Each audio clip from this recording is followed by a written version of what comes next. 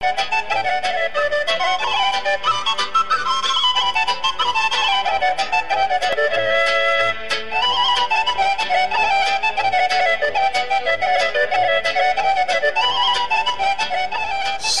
Potocara.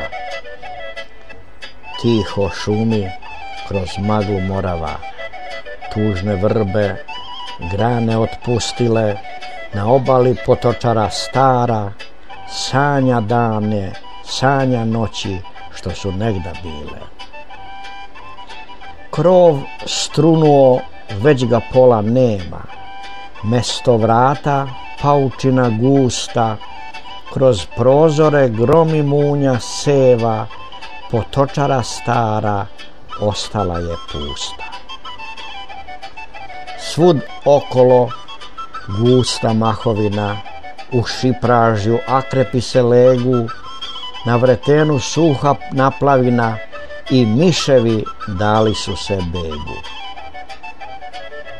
Tu je nekad vrvilo od ljudi, od momaka pa i devojaka, dolazili čim zora zarudi il s večeri ne plašeć se mraka.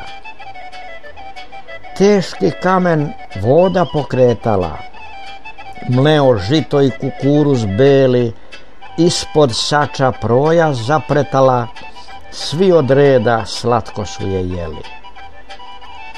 Unutrašnjost beše utočište, pomелjaru, gazdi, namerniku, često puta slatko konačište, čobaninu i gorskom hajduku. Ostadoše uspomene setne, pa i one iz sećanja beže, stoji pesnik na obali reke, da ih stihom u nezaborav veže.